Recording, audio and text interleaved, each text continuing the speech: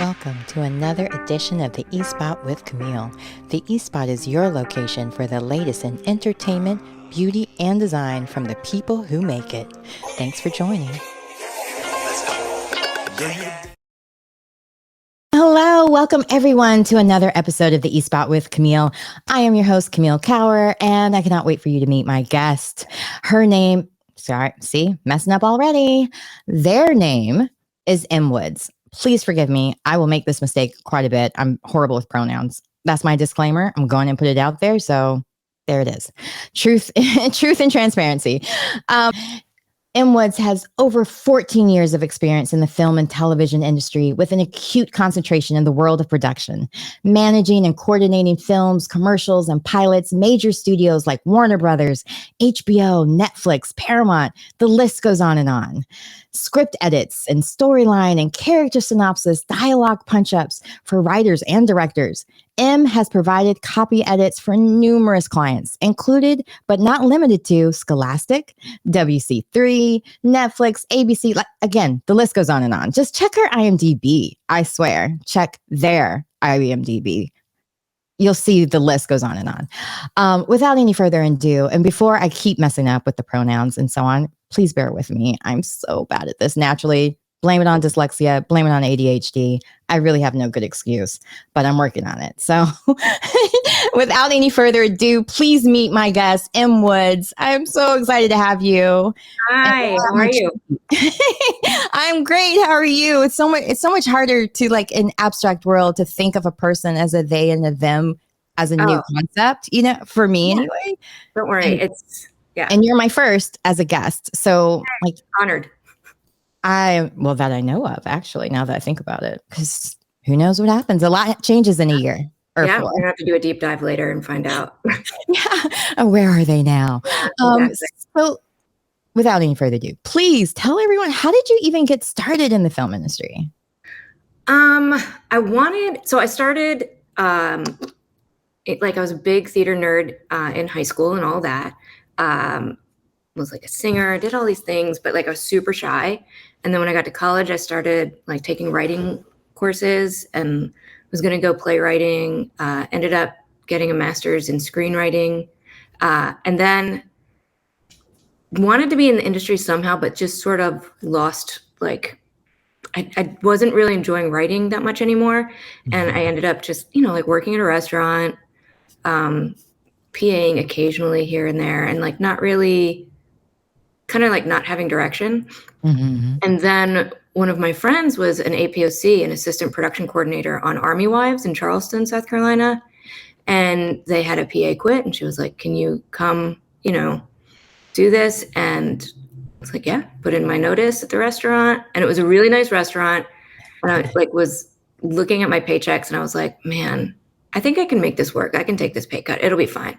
Yeah. And then when I did it, I was so broke for 3 years, so broke. I did not realize, because I didn't even make that switch till I was 30 years old. I'd worked in publishing, I'd done other things, but I started PAing at 30, which is later. But I think you also have a breadth of knowledge about how to work and learn at that point. So I was able to move up quickly. So I started PAing. I really enjoyed that. I liked my Virgo tendencies were good for the office work. And I just sort of worked my way up to production secretary, assistant production coordinator, and coordinating and all that. So yeah, it kind of happened. It was like a happy accident. Yeah. Well, dive in a little bit on those Virgo tendencies. What skills or skill set you think works best for what you do? I'm extremely detail oriented. I'm very organized at work. At home, absolutely not. At work, I'm not getting paid for it while I'm at home. Exactly. Yeah. I just tend to, I'm really able to compartmentalize, multitask, do all of that at work. And it's for me, working in production, because it's really, it encompasses everything that other departments don't want to do. Right. A lot of that stuff just sort of lands on us, and we're there for prep, production, and then wrap. So we're there from the very beginning, sort of building this little company for a while. Yeah. And then there's a lot of logistical points to that, and I really like that. And it's basically like putting together a puzzle. Yeah. So when you were going through I guess the broke era of your production work, no, I mean, so many times people will want to give up or like, well, I just should try something else. But explain what kept your drive going. Like what, I mean, because of course there's the downtime and so on that in between your production. Yeah. It can really be expensive. Yeah. I really realized that like a 9 to 5 was not for me. Like I can't sit in an office. I'd done that. And it was fine, but it was not where I wanted to be. And I was sort of tired of the restaurant industry and, power to all the people that do it for a living. I think it's incredible, but I'm not one of those people. I couldn't keep going like that. And for some reason, I just felt like this was my chance. I shouldn't give up on it. And I just didn't want to, I didn't want to look back and think like, oh, what if? Because I've had a lot of what if moments, but like throughout my years. But at that point, like when I between 30 and 33, I was like, this might be the last chance I get. Who knows? So I just didn't want to give up on that. Yeah. And in the beginning, were most of the productions here in North Carolina or all around the nation? Like, how did you go about even, I guess, once you got started, how did you keep getting the next gigs? Well, I lucked out in that Army Wives was an established show when I started on it. It was in its 4th season. So I, excuse me. So I started on the 4th season and they were like a family. Like I was immediately spoiled in terms of who I was working with, and everybody kept being like, not all shows are like this, like very few. And I was like, no, this is perfect. This is great. Aside from the money, this is great. And so I was with them for season 4, season 5, season 6, and then season 7, I got the opportunity to go out to LA and be their script coordinator, which was fantastic. Yeah. And so I got to see it from like the whole other like writer's room side. But mostly I worked in Charleston, and because Charleston, South Carolina has a tax incentive like South Carolina does, just like North Carolina. And so that was where I did a couple pilots, some TV movies, and Army Wives. And then once that kind of died down, I had to go back to F&B for about a year, and that was harsh. What's F&B? Food and bev. Oh, got it. Food and bev. So we call it on the inside. Yeah. And then I started getting a couple opportunities in Savannah. And so I worked in Savannah, which is a beautiful city to work in, and they have a good crew base. And I kind of thought maybe I should go to Atlanta, Georgia, because that's like the mini like Hollywood on the East Coast. And so I did that, and I was there for 5 years, and I got a lot of work there, but I started to work out of town a lot, which I really liked because you get more money. Especially if they don't hire you as a local. Exactly. You get your per diem, you get, housing, all of that. So, and I just started, it was more fun for me. I really have like a very nomadic approach to living, I think. So that was a lot of fun. I got to work in Israel. I got to work in Colorado. I got to work in a lot of really great places. Louisiana, New Orleans, Texas, which I ended up moving here to Austin 6 months ago. So most of it started in South Carolina. And then when I made the leap to Georgia, that's kind of when things opened up. Wow. So Austin, Texas is the new, it's not really the East Coast. That's the Midwest. So I guess, is that becoming the next Hollywood too? Yeah, there's a lot. So Texas has a lot of film incentives. There's a great, great film. Well, they're lucky because I'm still bitter from HB2 when that bill passed and we lost we lost every industry basically left North Carolina. That was insane. Yeah, that was nuts. Yeah. And I was like, wait, why are all these other states who have horrible politics not being banned on the same level so we can get that film industry back? Yeah. Selfishly, but at the same time, it's like, wait, Texas is doing a lot right now. So Texas, it's hard. It's hard living in, Austin is very much its own world. Like I noticed that I have a tendency to live in blue dots within red states. So I guess I like to swim upstream a little bit, but have like a bit of a comfort level in those blue dots. But Texas, it's wonderful. Austin is wonderful. When you kind of get out of Austin, it's very Texas. I've only worked in Houston and Dallas, so I've been lucky in that sense, the same way where it's kind of a blue place in a red state. But I do live in North Carolina, so it has the purple tendencies almost everywhere. You never know. Well, especially where a battleground as of late.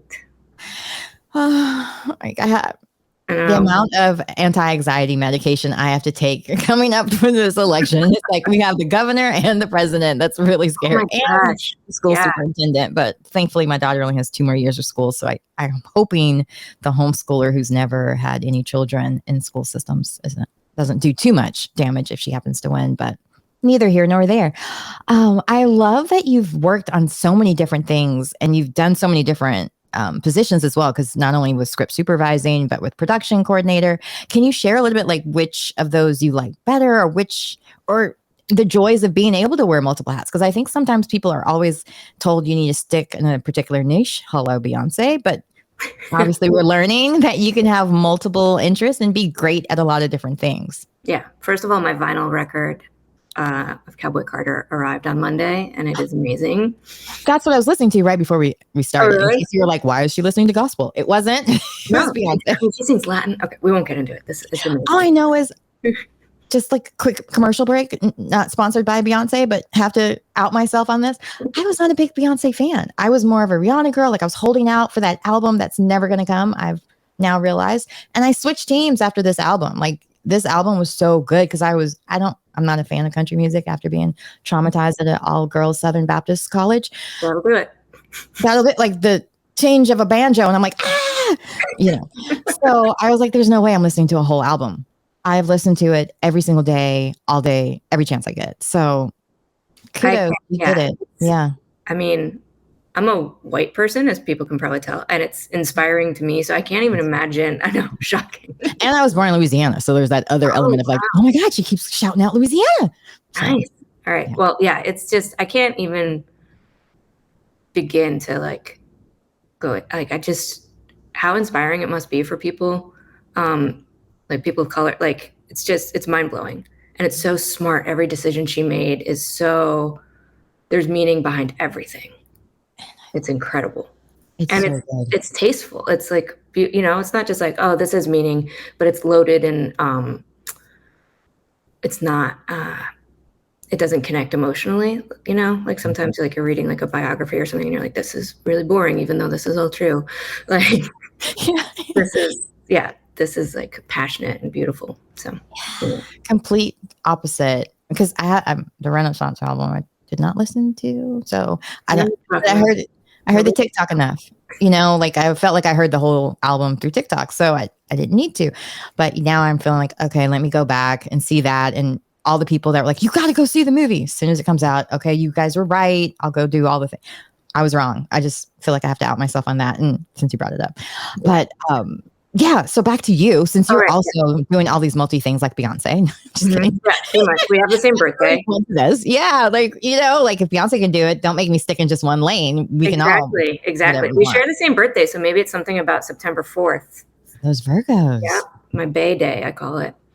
I love it. But yeah, I think for me, because I had the writing background, it was easier for me to go back and forth. Plus, it sounds funny, but having ADHD, I take up a lot of new hobbies and then abandon them very quickly. So yeah, I call it my hobby graveyard. But in work, I'm able to, like, something piques my interest and I'm able to go with that until it concludes. So I think for me, switching back and forth, it keeps me from getting bored. And then I also just really like a challenge. Yeah. So if something's hard and I can get it done, like, I'm like, okay, cool. This is amazing. Like, it just propels me forward. So trying new things. Yeah, I'm big on that in work and in life. And then just kind of switching it up here and there, like I'm looking at possibly doing some accounting just so I can learn more stuff to UPM, budget wise. Am I passionate about numbers?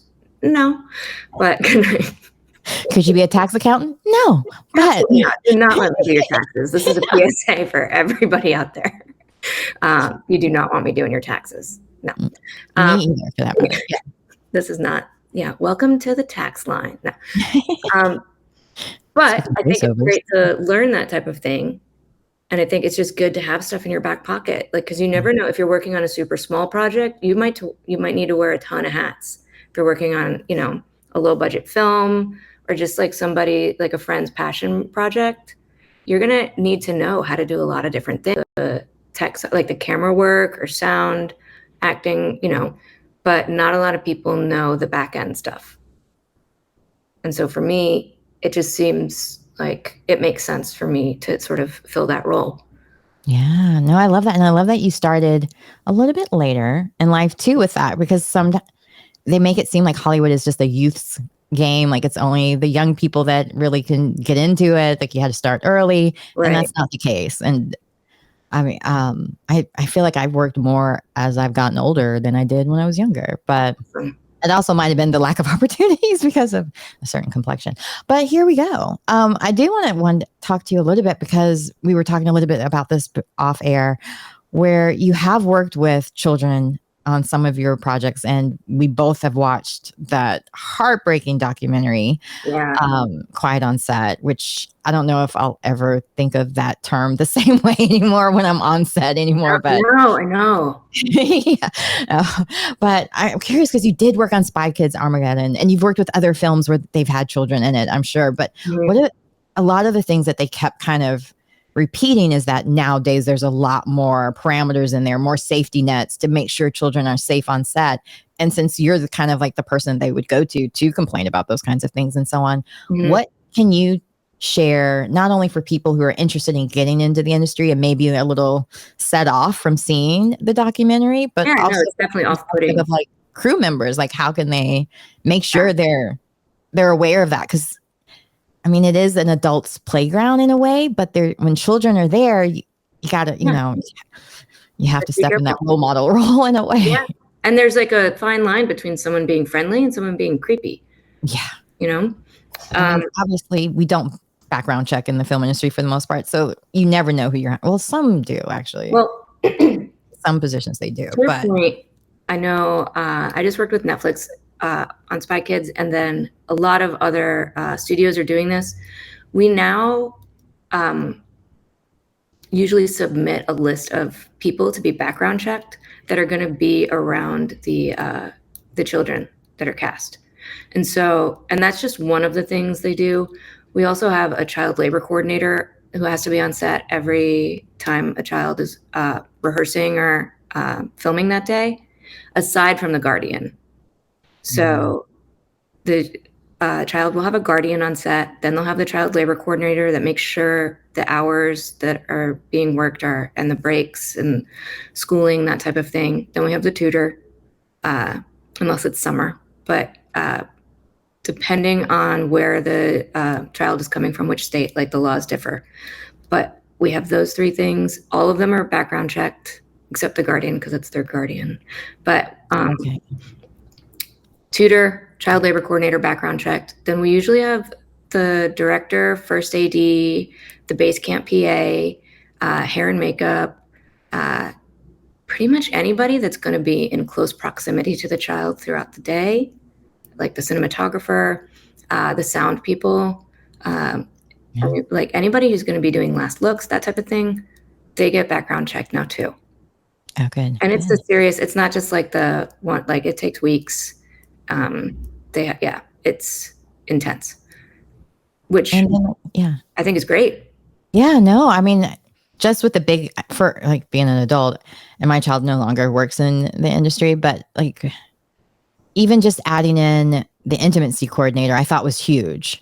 But I feel like it's almost giving people that, well, now we know how far the line we can go. How is that do you feel like that with children? Or do you feel like sometimes those people are truly like advocating for the child? Or do you feel like there's sometimes like, because that was the thing, like the guy I don't know. Well, obviously you've worked with great people because they were all background checked. I'm not saying anybody you worked with was. But I mean, you have a point. Like, you never really know. Yeah. You never really know the priority of the person. Like if they're just there for the paycheck, or if they're there, because they really care. But I would have to say most of the people do seem like they care. there are certain tutors that I've been around where I'm like, this person is a teacher, like you just know, like a teacher that's like, this person is passionate about doing this. They want the kid to learn, and just being taught in a schoolroom on set is such a strange experience anyway. But to have and I think sometimes tutors just go through the motions and the kids go through the motions and that's that. But just fulfill their obligation. Exactly. I have tutors that I am like, if the child doesn't have a specific one, a lot of times the families will, be like, this is who we want. And that's great. But usually, if not, I have somebody that I'm like, this is my go-to person because I know they'll do a good job. Yeah. And that they'll care about the kid being taken care of. Yeah. So it's there was so many red flags in that film. I felt like that maybe sometimes with parents, when you don't know the industry, you're so easy to just, oh, well, I guess that's the way things are done. Or I don't want to, like the father in one of the episodes was just talking about, he didn't want to be in his son's way. Like they ended up like kicking him off the set and he was no longer allowed on there. And you're like, wait, that's exactly what the person wanted to have access and so on. So it's like really understanding the voice parents have on set as well, and understanding how to advocate for their child safely, I guess, so they don't feel like they're ruining their careers. Or a lot of, I've worked with a lot of children actors. Sorry. Kids are working, it's a job, which is just strange in and of itself that you've got like a 9-year-old or an 8-year-old doing work. Like it's not just fun. Like they have to get this scene done. They have to memorize these lines. And to your point that you said earlier, like you grow up real fast on a set. Like what you're exposed to, like emotionally, like personalities and stuff like that. When you're like one of only a few kids around like 100+ adults, like as careful as you can be, like you're still going to hear the dirty jokes. You're still going to hear this and that. Like you're still going to grow up faster than you would in just a regular school setting. So anything to like sort of mitigate that is welcome. And I do think Hollywood's trying to do better, but I think no matter how many safety nets you have, like stuff, like I hate to say it, but stuff's going to get missed. Yeah. I mean, it happens at schools, it happens everywhere. It can happen anywhere. But I think just knowing from that documentary and having someone who's worked with not only children safely, but,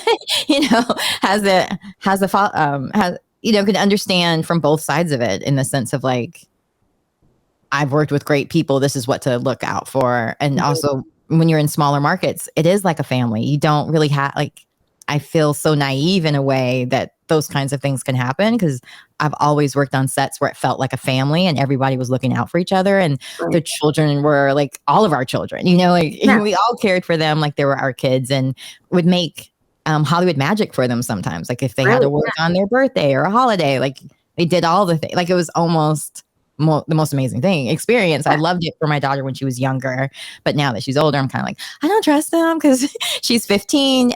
They'll usually either make you play older or younger at that age, and I don't want her to have to experience things before she's ready for them.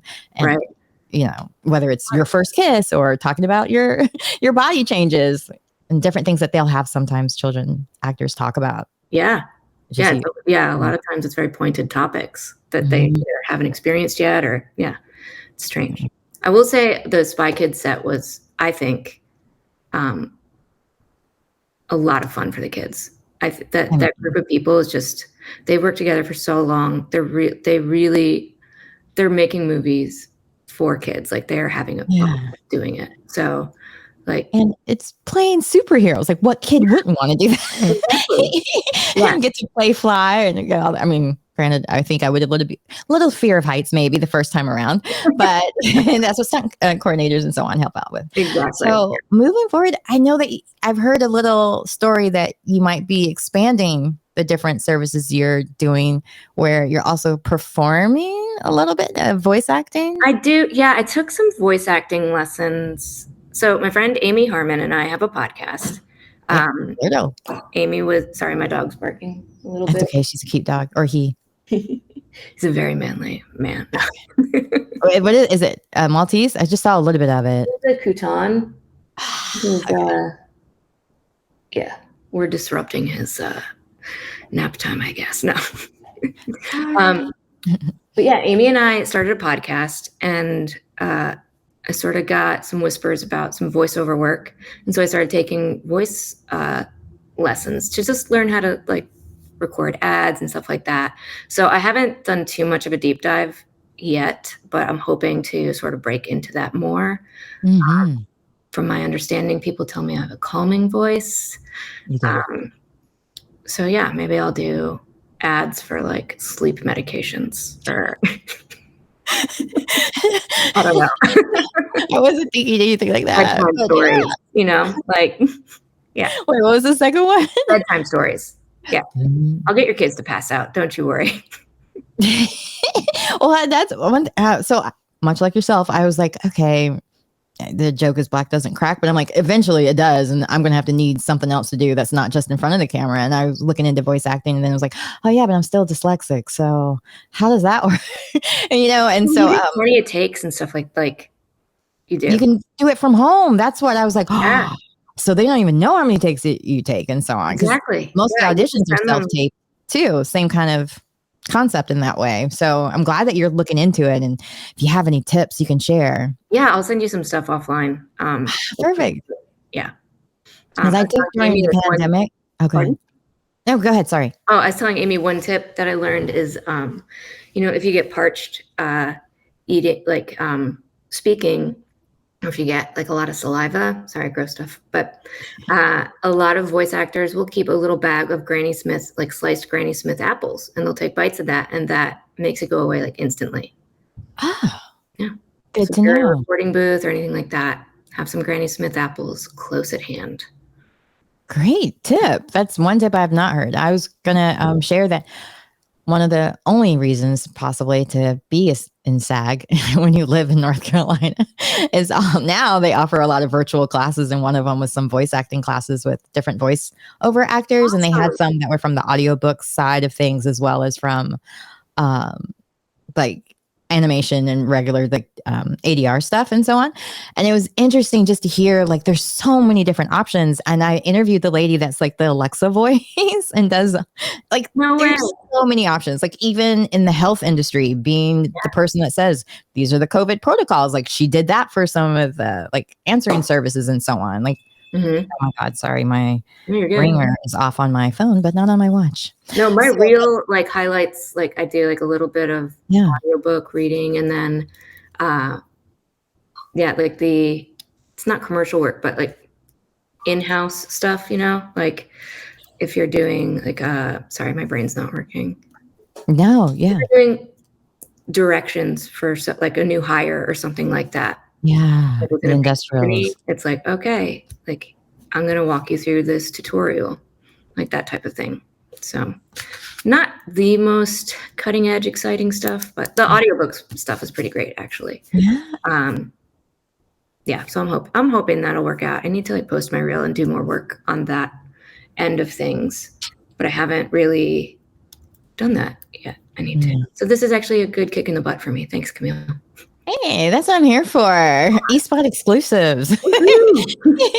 Well, I so appreciate you spending the time with me today. I want to be considerate of your time because we are right at a little bit over 30 minutes. So considering all my little mistakes earlier. Oh, you're great. You're great. You're an advocate. I don't know if there's, sure. No, you're a great advocate. I'm really like proud and happy to like that you've had me on this podcast. Like I'm so excited to be here. So I really appreciate it. You. Well, I'm really grateful that we actually were able to make this all happen because scheduling with a UPM that's also a script supervisor, that's also a voiceover actor, that's also like all those things. The person is busy. Okay. Yeah. But it's sad that I wasn't busy doing any of those things. I was like, nobody needed to know that. Right. No, I was super busy. Wow. This week's been crazy. Like all the calls from all the big studios. Yeah. LA, London, things were out of control. Yeah. I can't keep up with it.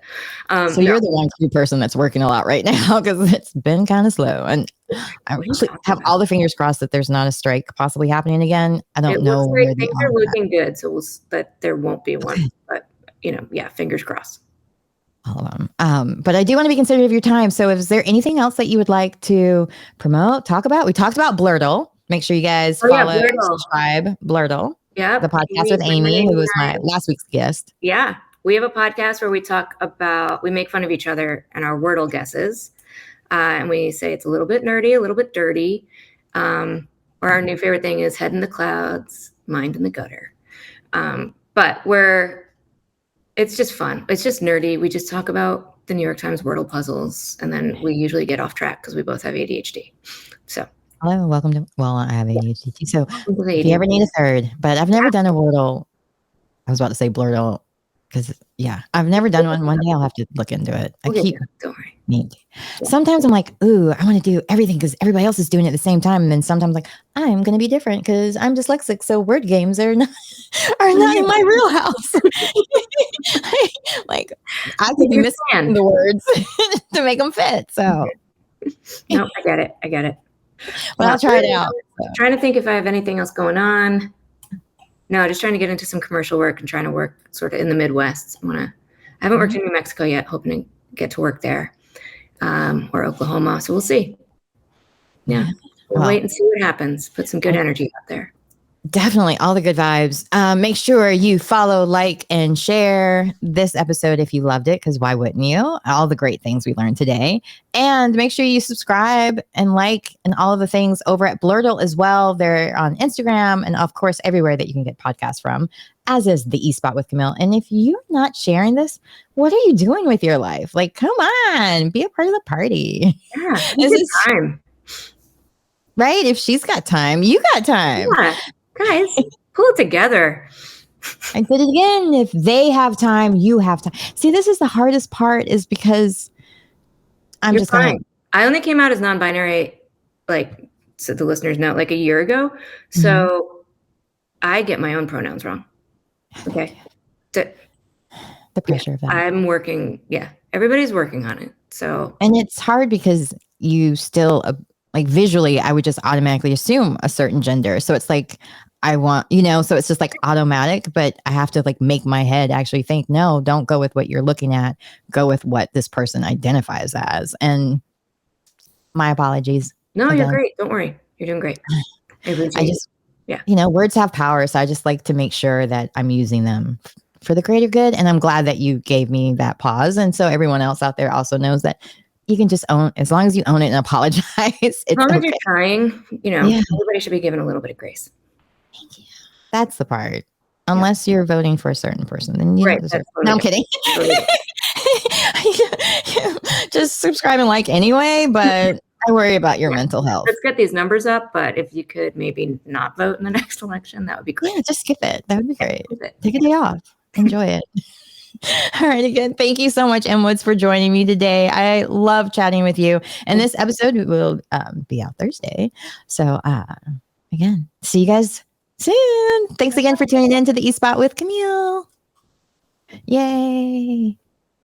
Know you can get it, looking exquisite, no competition, stay on a pivot. Who be watching, they be plotting, she's so motherfucking independent. Mama be big, got on her grind, she had to get out her mama house. Daddy be tripping, now she be whipping, ain't no more.